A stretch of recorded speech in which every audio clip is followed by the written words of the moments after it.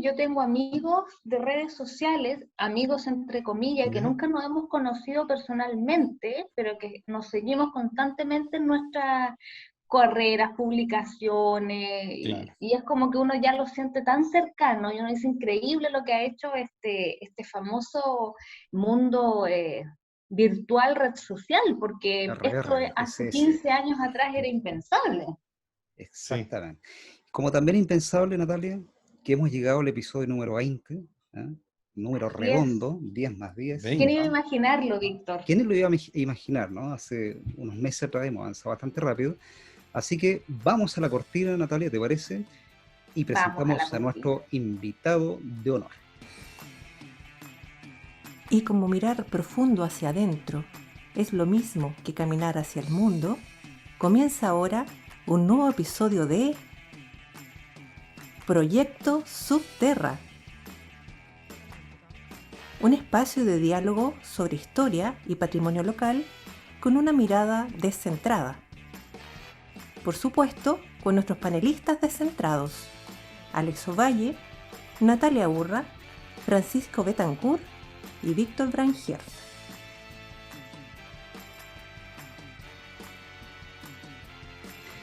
Natalia Urra, panelista de Proyecto Subterra Sí, Podcast. Víctor, ¿A es quién que tenemos ¿sabes qué? en esta oportunidad, Natalia? Yo estoy súper emocionada porque primero estamos cerrando nuestra primera temporada Primera con temporada. broche de oro. Yo creo que los últimos invitados que hemos tenido han sido, además de amigos, colegas, compañeros de tantas situaciones, han sido súper enriquecedores, pero hoy en particular tenemos a un invitado que a mí personalmente cuando nos comentaste a qué se dedicaba, fue como, wow, qué transgresor para lo que significa el contexto historiográfico o estudios históricos en Chile.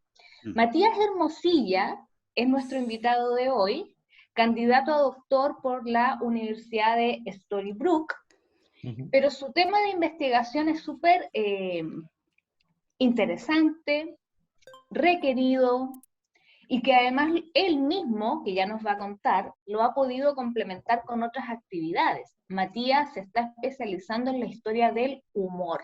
Y acá se los presento a todos nuestros oyentes, televidentes, a todos los usuarios que nos siguen en Subterra, porque va a ser nuestro broche de oro para cerrar nuestra primera temporada. Matías, bienvenido, y por favor, cuéntanos más de tu vida. La media presentación. Muchas gracias, ¿no? Tremenda presentación. Gracias, Natalia, Víctor. Un gusto conocerlos, un gusto estar con ustedes. Creo que igual es muy bonita la experiencia de este, hablando del mundo virtual que estaba en off, ¿no? Pero que estos espacios han permitido acercar distancia y acercar posibilidades de hacer cosas, porque a veces es más difícil coordinarnos para juntarnos en un lugar a grabar algo, y ahora es como ya, bueno, estoy aquí en otro lado, prendemos la cámara y grabamos. Entonces igual es súper interesante en ese aspecto como ese camino. Muchas gracias por la invitación y feliz de conversar con ustedes. Genial. Gracias a ti, Matías. Oye, Matías, yo veo tu fondo, que en realidad no es fondo, porque desastre. me imagino que esto, claro, este espacio, y lo veo como esas típicas bibliotecas de antaño, de estos genios locos, que están rodeados de libros, y como que uno lo ve y dice, pero ¿cómo sabe qué libro necesita? Sin embargo, la persona que propia ese espacio dice, no te preocupes, porque yo sé, y en 3 segundos ya tiene el libro en la mano. Como Humberto Veo ese Eco. espacio. A ver, cuéntanos un poquito, porque es súper interesante cuando nos dice, yo me estoy dedicando a la historia del humor. Sabemos que nuestra realidad nacional e historiográfica, hasta hace muy poco, y lo digo con todas sus letras, era un tanto conservadora. ¿Ya? O sea, como que tenemos que dejar claro que hace unos 15 o 20 años, más no, comenzó un boom de estos estudios de la cultura popular, de acercarnos un poco al mundo de la vida cotidiana, de estos sujetos que probablemente no están inscritos en las grandes batallas ni en las grandes familias elitistas de Chile, pero sin embargo ha habido toda una revolución, creo yo, en el que nos estamos acercando a este pueblo llano, a esta vida cotidiana, a estas transgresiones que probablemente para nosotros son transgresiones, pero para ellos era parte de la ritualidad.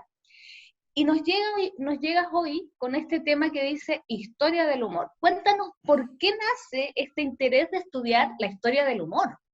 Sí, bueno, Natalia, me pasa a mí que yo siempre mi interés fue la cultura popular. Mi pregunta era, ¿por qué la gente se interesa por esas cosas, no? Como, ¿qué es lo que, es decir, todo, como es la famosa frase de, ¿no? Mark Bloch y después Jacques Legoff que mencionan, ¿no? Que todo lo humano me es interesante, de cierta forma es así, ¿no? A mí me interesa todo lo que no es todo lo que, que tiene que ver con la cultura popular. Y de hecho, mis dos temas de humor, de interés son el humor y la música popular, ¿no? De hecho, mi tesis de magíster fue sobre historia de la caricatura política y la Guerra Fría, y mi tesis doctoral es sobre música de protesta en los años 60 y redes de vínculos políticos y cómo entender a la música como un elemento de una herramienta de creación de identidades y de circulación de ideas políticas. Pero en el mismo caso, yo creo que va muy de la mano. Mati, eso es la música en Chile, ¿no? La música No, popular. es global. Es Y ahí global. me agrandé en el sentido de que la idea es que, claro, yo quería hacer algo más allá de la nueva canción chilena, porque, claro, con cariño a todos mis colegas y a toda la gente que estudia la música, tendemos a sobrevalorar a veces ciertos fenómenos que son importantes. Es decir, nadie va a negar la importancia y el rol que tiene en nuestra identidad e incluso fuera ciertos imaginarios de la nueva canción chilena, pero mi proyecto era mostrar que la nueva canción chilena sí es muy importante, pero es una de todas estas redes de canciones y de músicos, es decir, el nuevo cancionero italiano, la nueva trova cubana o el new folk en Estados Unidos, todos están correlacionados y tienen derroteros más o menos similares, entonces de cierta forma podemos encontrar en ese camino, creo que gana la nueva canción chilena si la conectamos con estos otros fenómenos y la excepcionalizamos, ¿no? Que es de repente una tendencia que tenemos en esta identidad insular que a veces nos pasa, ¿no? Claro, como entender lo que pasa acá, en este caso la canción popular, ¿no? Como un eslabón dentro de una cadena larga, ¿ah? Exacto. Pero dentro de la cadena, ¿no? O sea, se explica, Sí. se entiende el eslabón si uno mira la cadena. Mira, oye, partamos por el principio. Pues te voy a tirar una frase, Matías, ¿ya? Y tú ahí la rompes, la desglosas, la explicas sobre todo. Que es como una frase popular que entiendo que tiene raíces bíblicas, pero es la siguiente, sobre historia del humor. Como dice, bueno, la risa abunda en la boca de los tontos. Una frase que todos hemos escuchado y de que los colegios se repiten, los profes a veces las tiran, ¿no? Mucho. Nosotros mismos, ¿no? ¿Qué es para ti? ¿Cómo sientes esa frase y cómo se puede entender? ¿No? Bueno, yo soy de los que subvierten esa frase, ¿no? Eso. A mi juicio es lo contrario, porque yo creo que no hay nada más complejo y nada más difícil de lograr que la risa. Porque claro, uno va a un show de comedia, por decirlo alguna cosa, o escucha un chiste y muchas veces se sonríe, que no significa que uno lo esté pasando mal, pero reírse, así como con una carcajada, ya es un proceso que, bueno, los análisis más neurológicos, ¿no? Está este libro interesante, La ciencia de reír, que analiza como las reacciones, pero piensa que la risa ya es un proceso incontrolable de reacción del cuerpo en torno a un estímulo que para poder llegar a ese estímulo tuviste que traducir lo que decía esta persona y era mi argumento para hacer el magíster en historia, ¿no? Era decir, no hay nada más contextual que un chiste. ¿Por qué? Porque un chiste depende del lugar, de la sociedad, del espacio. Vamos de lo más macro, es una fecha determinada, en un momento determinado, en un país determinado, con códigos sociales determinados, que están determinados por lo local, lo regional y lo global, en todos esos niveles. Yo ahora con el mundo global de Internet, ahora yo puedo tener códigos más cercanos y comunes que una persona que está en China, que se ríe de los mismos videos que yo veo en mi casa, o no sé, pienso en fenómenos culturales que no tienen que ver con el humor, como el K-pop, por ejemplo, que llega alguien en Holanda, no sé, por ejemplo, vienen unos familiares de mi polola a Chile y nos decía, y la niña fanática del K-pop, y venían de vivir en Holanda. Es decir, claro, y mi prima, que vive aquí en Santiago, también es fanática del K-pop. Entonces son dos personas que pueden tener un código social de algo completamente distante en un mismo espacio, y en el humor pasa más complejamente, porque la música, bueno, está esa famosa frase de Nietzsche, ¿no? De que uno participa de la música como un acto ritual, ¿no? Yo escucho y participo, a veces repito y no estoy entendiendo lo que estoy cantando. Tendemos a esa conexión, ¿no? De participar, de esa emoción a veces que te genera solamente el participar en eso y per se, no sé, en ese sentido hay muchas canciones que nosotros no hemos entendido lo significado en años, como Every Break You Take. Gente la toma como una canción muy romántica, pero una canción de una burla de una persona que está obsesionada con otra persona. Así Claro. como every break you take, every move you make, ¿no? Entonces como estoy ahí, cada vez que respiras, cada vez que te mueves. Entonces, O las castellanizas, ¿no? Como huevos con exactamente, aceite, ¿no? Huevos con como aceite. huevos con aceite, Eso, es cierto. como Michael Oye, Jackson. Digo. Matías, yo te escuchaba cuando tú hablabas de que el humor también es masivo, Ajá. obviamente, todos tenemos sentido del humor, pero también responde a espacios geopolíticos, sociales, económicos, y un humor para un sector probablemente no es lo mismo para el otro. Y hace un tiempo atrás, yo me acuerdo que en las redes sociales anduvo, que a mí me parecía una crueldad por todo el ¿Ya? simbolismo, pero fue muy común entre las clases más elitistas, o más las élites, la famosa frase de donde la mujer le dice al marido, ¿y qué es lo que tú te crees? Si te quieres ir, ándate, ni que fueras nana para que yo te ruegue. Wow. Entonces, claro, entre las élites era muy jajaja, porque, ay, ¿cómo? Yo prefiero ahí quedarme sin marido, pero no sin No sin nana, nana. ¿ya? Y era muy divertido para ellas, y muchas visitas. Y yo lo contextualizaba, que claro, yo no pertenezco a las élites. Claro, ¿Qué tiene de humor eso? Si para mí es una crueldad, o sea, estás reflejando totalmente.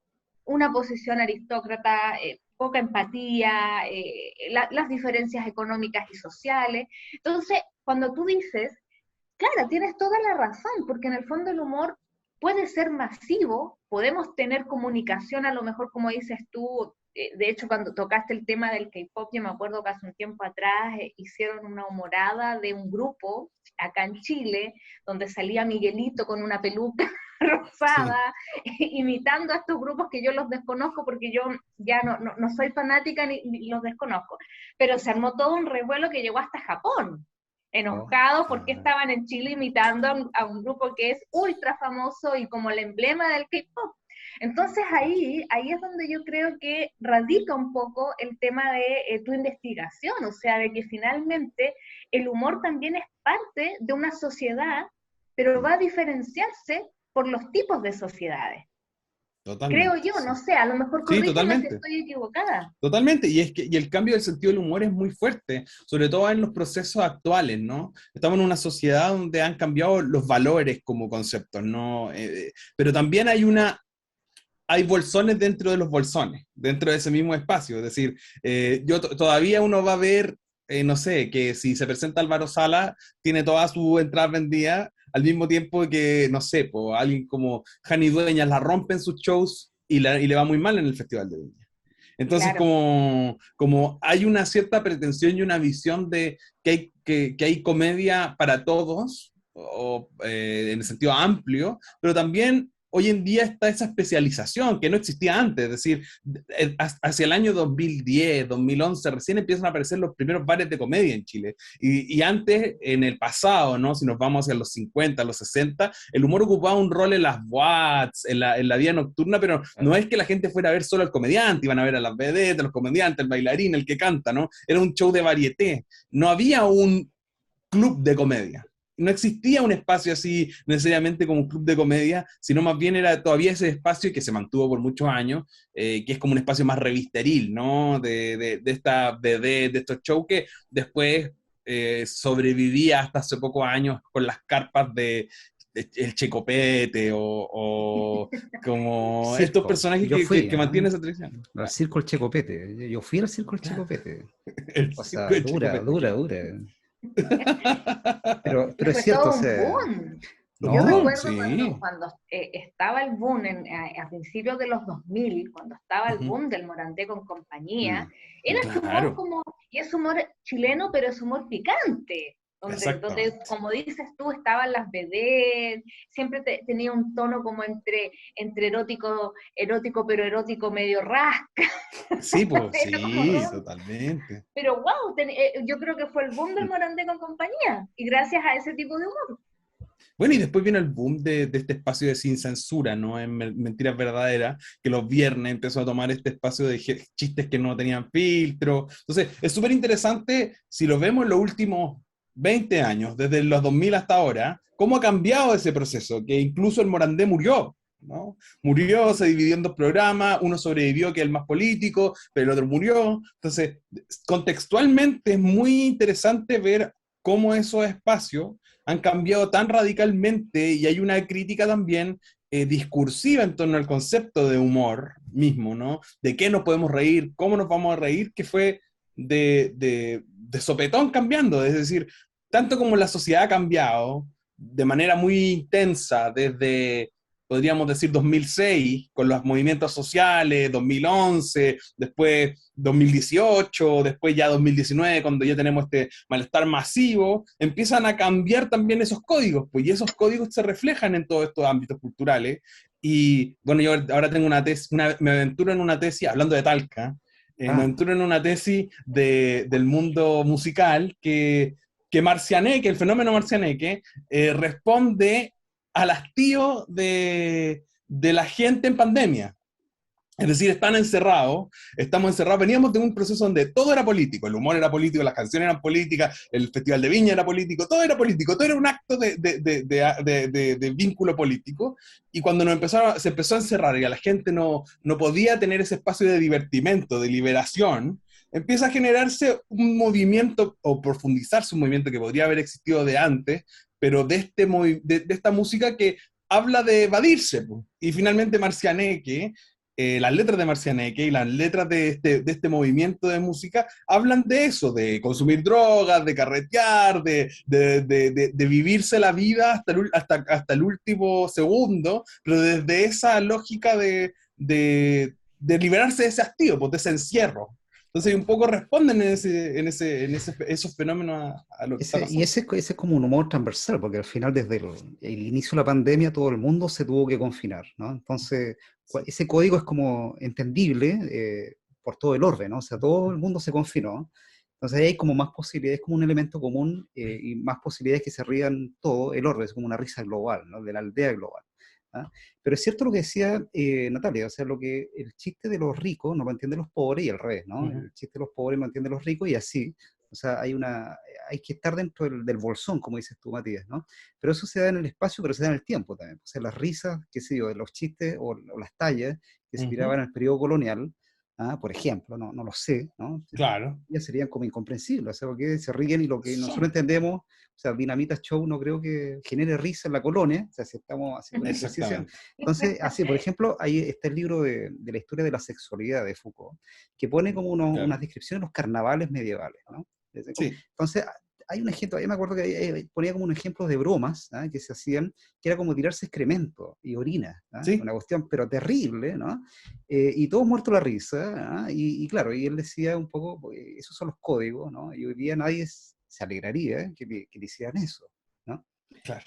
Que es como súper Sí. potente ese cambio, Es ¿no? interesante, yo he dictado un curso en algunas cosas así como muy breves, pero he dictado un curso de historia del humor desde lo griego al internet, ¿no? Entonces un poco era una evaluación del cambio del sentido del humor desde la conciencia occidental. Entonces, hay ciertas cosas que yo no sé, pues puedo agarrar a Aristófanes y reírme, ¿no? Pero que funcionan en códigos muy diferentes a los actuales. O las lógicas de la risa en Roma, o en la Edad Media, es decir, igual hay una desmitificación grande en torno a que la Edad Media era una edad muy seria, ¿no? Pero había muchos chistes. Bueno, el mismo espacio del carnaval utiliza esa transgresión total, ¿no? Que es que incluso, sobre todo en países como Chile, porque en otros países de América Latina como Brasil, el carnaval es completamente comprensible y se mantiene, que es la subversión de los poderes y estamos todos iguales en este espacio, mientras que en Chile es muy raro hoy en día, ¿no? De finales del 19 en adelante ya tenemos como esa supresión más dura de las festividades callejeras, se Que elimina eso, la Navidad en la Alameda, se claro, eliminan las fondas de Navidad, de Año Nuevo, entonces es- como hay una lógica de cambio, de cambio y moldear también una idea de sentido del humor que nos claro, llega es a que nosotros. por eso yo también apuntaba esto de la risa abunda en la boca de los tontos, porque pareciera ser una frase súper legitimada, o por lo menos era legitimada Ujú, hace, no sé, pues en el Chile antiguo, el Chile de los 30 años, ¿no? Antes del estallido. No, pero todavía está claro. muy vigente, o sea, se usa, ¿no? En los Pero colegios se usa como se concepto. usa, ¿no? Sí, las profesoras, Sí, sobre todo las de los primeros ciclos, de Ah, primero a, a octavo básico, es muy común que la risa la abunda en la risa, boca de qué los dos. fuerte. Claro, entonces, pero uno se imagina ese, o sea, ¿cuándo se implantó? Porque hay que hacer como una deconstrucción de la frase o de la idea, ¿no? Y pareciera que en el siglo XIX, precisamente, poco a poco, con distintas instituciones, prácticas, qué sé yo, se fue instalando, ¿no? O sea, Andrés Bello, que es como el fundador del Chile jurídico, ¿no? Del Código Civil, claro, se decía, creo Matías, esto lo hablamos en algún momento, yo te conté en algún momento, que se decía de él que nunca se le vio sonreír, ¿ah? En lo claro. público, ¿no? O sea, Juan Rafael Allende dice, ¿cómo se llama? El caricaturista político, Sí, nunca claro. se le vio reír a Andrés Bello en la calle, ¿no? O en el espacio público. ¿Ah? Y de hecho Sí, las sí, pinturas que hay son de un Andrés Bello súper serio, ¿no? Con un arito y todo, ¿ah? Pero siempre muy sí, serio. sí. ¿Ah? Bueno, Entonces, eso se dialoga mucho con otras figuras, ¿no? Como Vicuña Maquena, por ejemplo. Y ahí hay una distancia interesante porque, bueno, Jorge Montalegre ha investigado que uno de los cargos, ¿no? que se le dio a José Miguel Carrera cuando le mete preso es por hacer caricaturas burlescas. Y hay una famosa caricatura que está hecha como que supuestamente se le atribuye a Carrera, donde aparece San Martín como montando Higgins como un burro. mm, Entonces va arriba de O'Higgins y los dos con orejas de burros, ¿no? mm, Entonces está todo este imaginario de que supuestamente existía esta burla y esta mofa. Y claro, hay que pensar en el 19, hay que pensar en los modales, hay que pensar en Walter Benjamin, ¿no? Hay que pensar claro. en tantas cosas, hay que pensar en toda esta lógica bueno, ya que hablaba de Foucault, del disciplinamiento y todo, pero que para el siglo XIX será, que es súper vital en torno a la censura, porque además yo siempre he pensado a la Revolución Francesa como una revolución del humor también, en parte. Porque es una Ujú. revolución de la caricatura, de la burla, de la mofa, de la pelea pública en torno a la imagen, que venía ya desde Luis XIV, con los libelos, lo ha trabajado Robert Darnton en ese famoso libro El diablo en el agua bendita, ¿no? Con esta cosa de cómo se difamaban a los otros, con estos libros que se escribían para difamar a otros, y que tenían mucho de comedia, de cierta forma. Y que y después en adelante, la idea de las dignidades de los cargos son muy interesantes. Por ejemplo, hay una anécdota, ya me voy a ir mucho más adelante, pero en el caso me parece que sí, en la segunda presidencia de Arturo Alessandri Palma, ya estaba el boom de la revista Topace, ¿no? Mm. Y hay un famoso momento en que había una caricatura donde aparecía un pintor pintando un retrato donde estaba supuestamente era Carlos Ibáñez como domador y un león domado, pero en la pintura aparecía un león rugiendo que se resistía a este domador y el texto decía, el león no es tan bravo como lo pinta, ¿no? Era una genialidad. Entonces, supo de esto Arturo Alessandri y mandó a que agentes del Estado se robaran todos los números de esa revista Topaz. Mm. Y intervinieron en la Topaz, se metieron, se robaron todos los números y los fueron a quemar. Y ahí Jorge Coquedela, ¿no? Hace como todo un seguimiento, persigue, y supuestamente, bueno, ahí Coquedela, ¿no? También era súper fantasioso, entonces no sé cuánto más allá será la verdad, la mentira, pero supuestamente él encontró en un pedazo justo la caricatura, y encontraron donde estaba el montículo donde estaban quemando las revistas, y después Arturo Alessandri tiene que hacer una cadena radial y decir que él lo hizo para defender la dignidad del cargo de presidente de la República.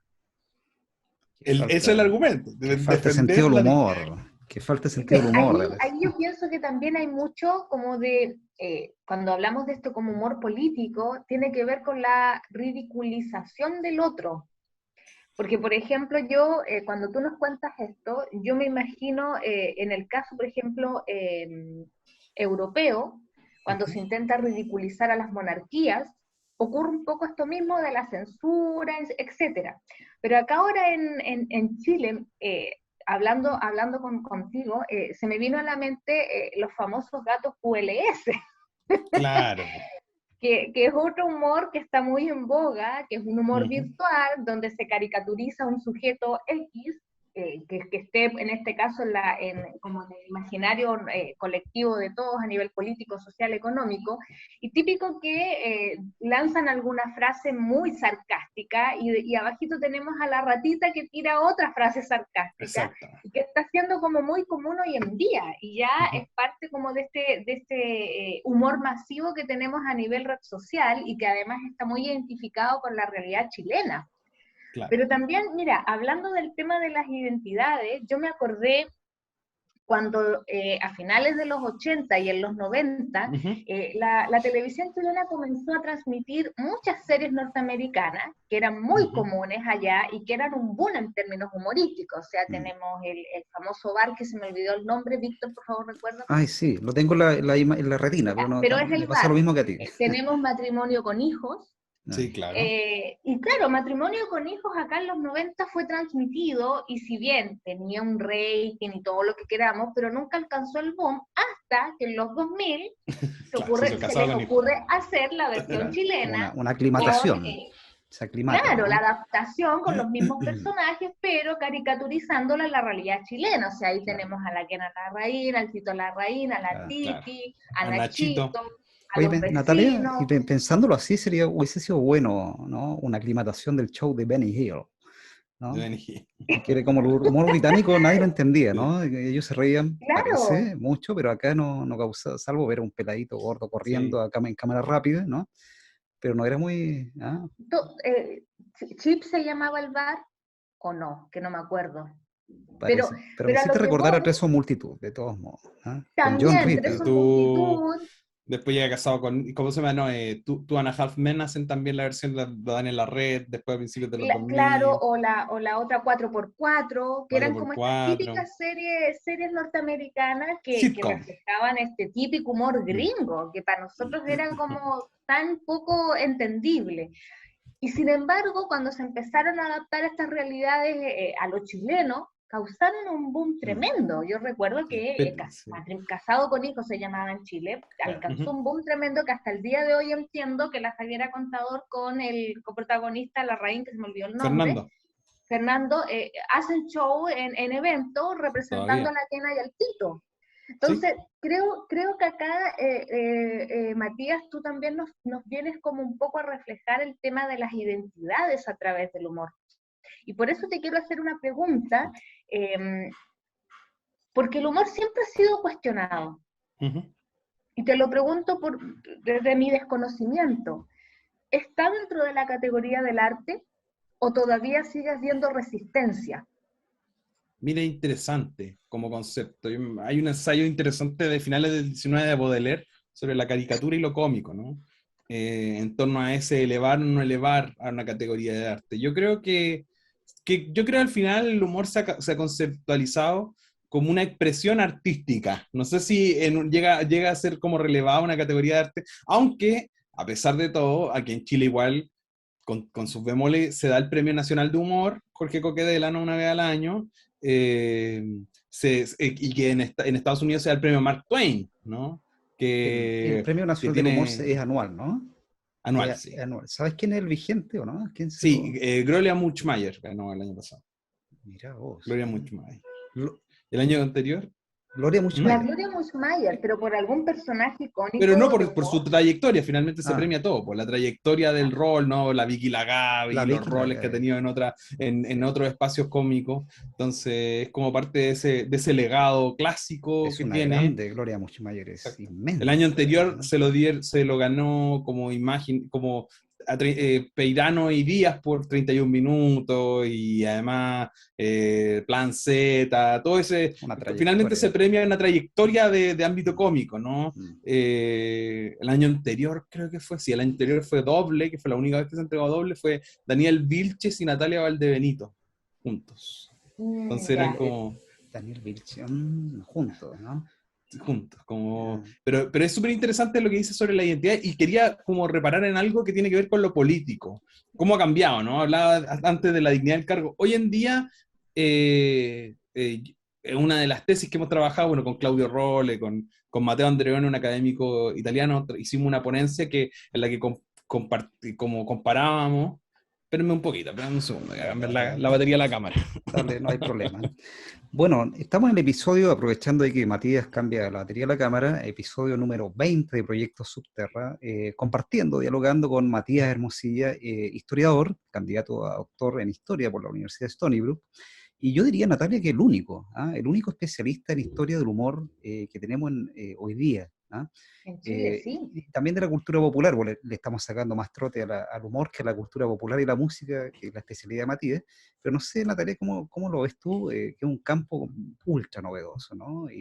Pero que está llamado... Es que para mí es muy novedoso, muy interesante, y lo que yo te comentaba, Víctor, muy rupturista, porque a veces uno lo puede ver...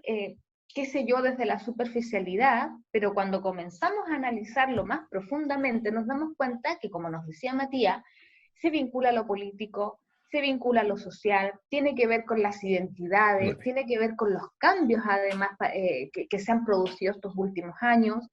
Sí, es cierto, ¿eh? Sí. Sí, bueno, lo que decía de lo político, como para cerrar esa idea, siento, bueno, lo que habíamos trabajado con Claudio Rolle, con Matteo Andreone, hicimos un proyecto donde comparábamos, porque la tesis que tenemos es que los políticos, desde los 90 en adelante, se hicieron activos sujetos de humor, porque ahora la ridiculización y el humor se considera un valor de humanización, ¿no? Siendo súper como taxativo. Espérate un poquito. Eso fue muy potente. A ver, concentrémonos ahí, descansemos un poquito ahí. A ver, ¿cómo es? Otra vez la frase. Vamos con la frase que el humor, para la política hoy en día y para la sociedad en general, es un valor de humanización. Es decir, hoy en día se valora, con la ficción que generan las redes sociales, ya volvemos al círculo inicial, de la cercanía, de que yo puedo hablar directamente contigo por una red social. Si yo te veo compartir algo, yo quiero verte humanizado, yo quiero ver al presidente persona. Bueno, yo creo que es algo que refleja muy bien, y el caso de la elección de Gabriel Boric, que es una persona muy cercana, y que en el espacio de lo que él está representando a la hora de que va la gente a buscar a verlo afuera de la moneda chica, como le han puesto los periodistas, existe ese imaginario de lo humano, y el humor juega un rol importante en eso, porque el humor obviamente te genera cierto nivel de empatía. Claro. Si yo te hago reír y tú te ríes conmigo, eso te genera a ti como, me cae bien. Una conexión. Y por otro lado te genera muchas veces confianza en esa persona, porque es humana y se equivoca y cuenta chistes y no sé qué. El tema es si este humor es fabricado o no es fabricado. Entonces nosotros hicimos un análisis entre la figura de Berlusconi y la figura de Piñera. Opa. ¿No? Entonces, en ese estilo, ambos ocupaban muchos perfiles parecidos. Millonarios, compraron un club de fútbol, hicieron cosas muy similares. Canales de televisión, había una estrategia muy similar en estos dos personajes. Pero Berlusconi es en sí un showman. En sí es un tipo que tiene un nivel alto de autoironía. Que él lo dice, hay un video fantástico donde está con Netanyahu hablando, cerrando una conferencia de prensa, y detrás tiene un cuadro. Y dice, el primer ministro me ha preguntado, ¿qué es el cuadro que tengo atrás? Y yo le dije, que el Parnaso, que es, para explicárselo, como las fiestas bunga bunga del siglo XVII.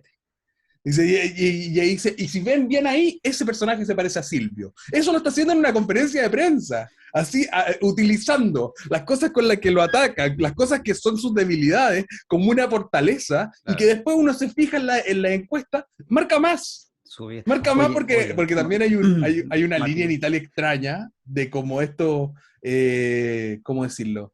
esto es como el tema del macho italiano, que todavía sigue existiendo como un valor en ese mundo, que es bien interesante a la hora de Tú analizar. dices que a Berlusconi le resultan las tallas, a Piñera no.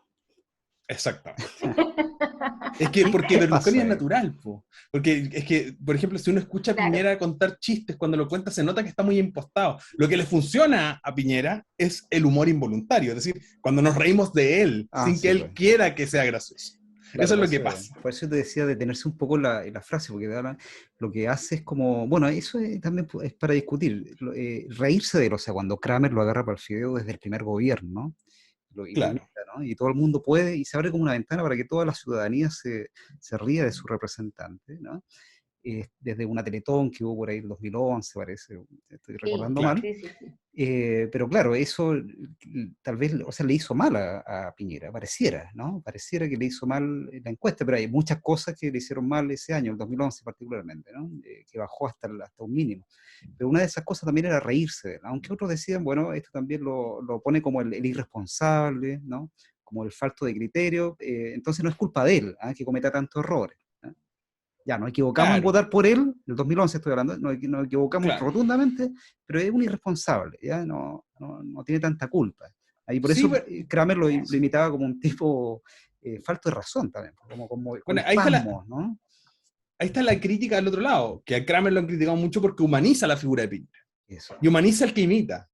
Entonces se genera esa otra dinámica, es yo humanizo a este personaje para todo el mundo o le hago un favor o no le hago un favor. Eso, ahí está el debate. Y es una línea interesante, pero es que el problema con Piñera es que Piñera no es gracioso. Entonces, Piñera es solo gracioso cuando se manda estas tonteras de sentarse en el asiento de Obama. Es decir, ¿por qué no? Cuando le dice esa escena, para mí es graciosísima, porque pues nosotros comparábamos, porque Berlusconi y Piñera, los dos tenían una obsesión con Obama. Berlusconi en cualquier evento que había perseguía a Obama también. Entonces, pero la diferencia es que a Berlusconi siempre le salía cool, mientras que a Piñera siempre le salía como mal. Hay un video donde Piñera camina todo el rato como entre medio de la gente para tratar que llegara el momento en que encontrarse con Obama para que le dé la mano. Entonces está así como metiéndose entre otros grupitos de personas y es una cosa súper como medio patética igual. Entonces lo que pasa, y además que Piñera quiere ser gracioso y cuenta chistes que son completamente fuera de sentido y fuera de lógica. Por ejemplo, el chiste este que cuenta está en una plena sesión, no sé si es de un encuentro de los países latinoamericanos, no me acuerdo exactamente, en una cumbre, y agarra el micrófono y dice, ¿cuál es la diferencia entre una señorita y un político? Sí. Y entonces empieza y empieza a contar un chiste que es terrible, y como que... y- entonces, en el final de su segunda campaña, que en un evento con mujeres dice Sí. esa frase terrible de que ¿cómo se llama? Las mujeres se hacen las muertas y los hombres nos ponemos Los arriba y nos vivos, hacemos los o sea, vivos. los vivos, exacto. Es Pero, una pero en cosa ese- atroz. pero, Es en- una cosa pero, atroz. Oye, pero se parece harto a Pinochet, ¿no? Que también tiraba tallas, ¿no? Que rompían Claro, el sentido de lo permitido, ¿no? Contra los derechos humanos, claro, qué economía más grande, ¿no? Todas esas claro. cosas que fueron 2 décadas, ¿no? Tampoco sé si hay alguna diferencia, pero claro, es como resucitar el humor de Pinochet, el de Piñera. Claro. O sea, Bueno, y rompen códigos tenía a Merino, ¿no? En la dictadura que era ya, pero que ya era una cosa delirante y era como un humor del delirio, porque ya esa cosa humanoides metamorfoseados, Claro. cosas, frases así como que los rusos eran como más parecidos a vegetales porque eran mediterráneos, ¿no? Una cosa así como Claro, de unos conceptos los extrañísimos, humanoides, ¿ah? humanoides metamorfoseados. Y yo creo que ahí también se suma mucho lo que hablábamos al principio del podcast, cuando hablábamos de cómo han cambiado también las mentalidades, porque yo recuerdo que en algún momento los chistes de Dino Gordillo, donde tenía la Claro, amante, que la tenía que llevar al motel, etcétera, eran un boom, pero era un- hace, qué sé yo, 2, 3 años que estuvo en Viña, previo a la pandemia, el tipo fue criticado, pero de arriba abajo y de abajo arriba, porque ya esos chistes a nadie le gustan. Y yo creo que ahí también tiene que ver mucho el peso de cómo han Así es. evolucionado el humor respecto a la posición de las mujeres, porque ojo, Hace 10 o 15 años atrás también era impensable que una mujer fuera humorista, y hoy en día sabemos que tenemos una gran cantidad de mujeres talentosas que se dedican al humor. Entonces también yo creo que ahí es súper clave cómo va, cómo por ejemplo estos tipos de chistes, como los mismos que en algún momento decía Piñera, que de chistes no tenían nada, que además tenían un peso machista súper fuerte, ya hoy en día no son... No, para nosotros es como, más que un chiste, es una burla hacia nuestra posición como mujeres, es como ya ningunearnos literalmente. Es muy cierto. Oye, Matías, bueno, estamos en la etapa final del episodio, lo hemos pasado muy bien. Natalia, no sé, da para varias versiones Sí. más. Sí, porque Y, además ni siquiera le preguntamos a Matías por qué la razón de irse, por ejemplo, a Stony Brook a terminar su doctorado. ¿Qué sentiste? Yo creo que esto va a ser lo último. ¿Por qué sentiste que era más proclive? ¿Por un tema personal o netamente porque creías que allá tu tema iba a ser mucho más bien recibido y que podías tener un análisis mucho más amplio? A mí me pasó que tuve igual mucho apoyo aquí, mi proceso de formación. Igual yo, por eso le doy mucho, no sé, a Olaya Sanfuente, a Alfredo Riquelme, a Claudio Role, que Claudio es mi maestro, ¿no? la Es Católica. como mi papá académico, es una persona con la que yo hablo todos los temas que investigo, siempre, estando en el doctorado y todo. Y tuve siempre mucho apoyo y mucho aprecio en el proceso de construcción de mis procesos de formación, también como con Jorge Montalegre y con gente, bueno, no sé, les cuento en breve, pero nosotros no había aquí, entonces fundamos una red de investigación y estudios del humor acá, donde la fundé Jorge Montalegre y yo, entonces claro, tuve la forma de construir eso, pero también mi idea era buscar un horizonte en el que poder ver las cosas fuera de lo que yo conocía. En el sentido de que yo conocía a todos los especialistas en el área que a mí me interesaba, pero también quería estar desafiado a vivir en otra realidad, aprender como desafiarse a uno mismo, ¿no? Como en la búsqueda. Y también encontré una persona que ha sido también fundamental en mi formación, que es Eric Solow, que es un historiador estadounidense, pero que es mexicanista, pero que su primer libro se llama Refried Elvis, ¿no? Y es cómo se adaptó el rock en México como un elemento como de cambio generacional y de resistencia al Estado, ¿cómo se llama? Al Estado Nacional del PRI en México y todo. Entonces, fue súper interesante también es tener ese desafío. Y en paralelo yo me empecé a interesar por algo que Eric trabaja y que profundizaba mucho y ha sido como vanguardia en su tema, que es dejar de pensar en la Guerra Fría como la Guerra Fría. Es empezar a pensar en los 60 como un momento global. Entonces, empezar a pensar en esto que te obliga a un desafío muy grande, que es tener que entender todas las sutilezas de los 60, pues, ¿no? Que cuando hay un documento que dice cosmonautas y otro que dice astronautas, hay una posición política en el texto. Hay una posición de un imaginario del mundo que está ahí. Entonces, era interesante entrar en ese desafío desde otro espacio, porque y amplía la mirada, y también es la interesante de la experiencia de vivir afuera, no idealizándola como que sí, es que lo que hay que hacer, pero sí también, yo siempre creo que irse, no sé, de la casa, del barrio, de la ciudad, todos esos son procesos que son importantes en ese desafío de ampliar las miradas. Po. Si yo vivo toda la vida, no sé, pero yo viví toda mi vida en Peñarolén, y me cambié después de vivir solo a la Villa Olímpica. Eso ya para mí fue como, oh, mira, había más micro, como había otro espacio en el que yo podía, como, era más cercano a otras cosas, como en Peñalolén, que yo vivía ahí al lado del Metro Quilín,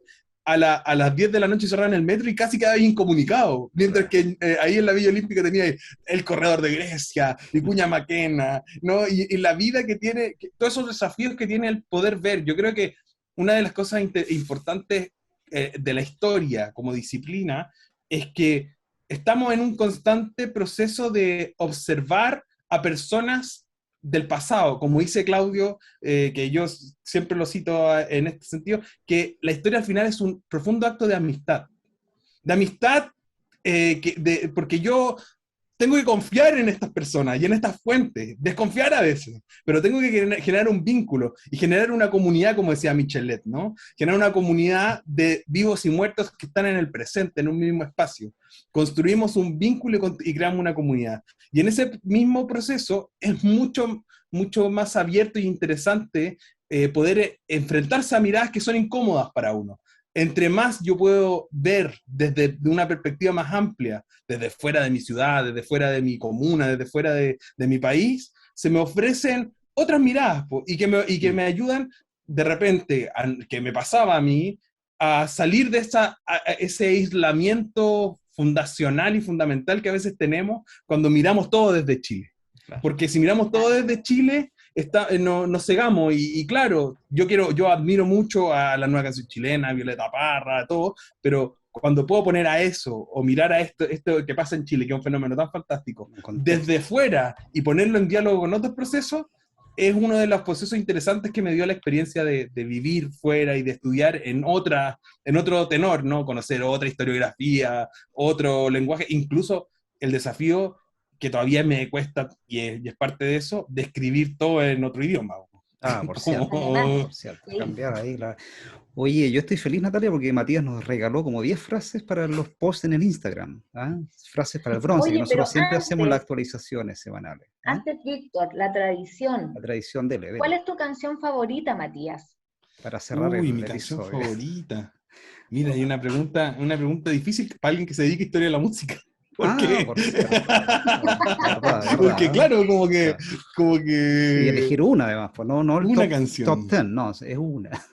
No, para cerrar, alguna que se te ocurra y que te gustaría como escuchar y también... Mira, no es que sea solamente, no es que sea mi canción favorita, pero ya que hoy día hemos cerrado este círculo, voy a cerrar con una persona de Talca. Voy a cerrar con una persona de Talca. Entonces, voy a cerrar con una canción que creo que significa mucho para el momento de la pandemia y todo eso. Una canción del cantautor talquino, Diego Lorenzini, que se llama, ¿cómo se llama? Mátame Please, Carita Feliz. Mátame Please, Carita Feliz de Diego Lorenzini. Diego Lorenzini, eso va a aparecer que es talquino además. Es talquino, por eso. Tú la has escuchado, Natalia, ¿te gusta? ¿No la has escuchado? ¿No conoces a Diego Lorenzini? Diego Lorenzini tiene una frase muy bonita en una canción que dice: Talca no era una fiesta, pero era linda. Amerita cerrar, amerita cerrar con la melodía. Oye, Matías Hermosilla, un grande especialista en la historia del humor, ha estado con nosotros en el episodio número 20. Muchas gracias, Matías, te pasaste, aprendimos, lo pasamos muy bien y espero que tú también lo hayas pasado bien con nosotros. Sí. Muchas gracias a ustedes, de verdad, por la conversación, por el ánimo y además que creo que es bonito que sean espacios como de conversación, literal, que no sea una entrevista, ¿no? Yo igual he hecho podcast y esas cosas, y bueno, hago, y me interesa mucho como que profundizar en eso, que vayamos entendiendo, conociéndonos, y que no se sienta como una conversación tradicional de pregunta-respuesta, sino más bien en el desorden y la opinión. No es como en el colegio. Oye, pero antes de que terminemos también, Matías tiene un podcast. Por favor, danos todos los datos para que nuestros oyentes y televidentes también te puedan escuchar a ti en tu podcast. Sí, se llama La Verdad También Se Inventa. La Verdad También Se Inventa es un programa en el que nos dedicamos a conversar con gente que nos interesa conversar. Esa es como la premisa, ¿no? Porque partió siendo unas conversaciones con mi amigo Marcelo Valverde, un gran comediante, una gran persona, donde hablábamos sobre el humor y su historia, pero rápidamente degeneró en hablar de cualquier cosa, y después dijimos, pero ¿por qué no hablamos de cualquier cosa? No está pasando lo mismo, no está pasando lo mismo. Sí, el peso de la realidad. Pero qué bonito, que si esa es la vía orgánica de estas cosas, si uno se esfuerza mucho que esto tiene que ser temático de esto, que tiene que durar esto, al final no solamente perdemos la riqueza que tiene este espacio. Al final, eso es cierto.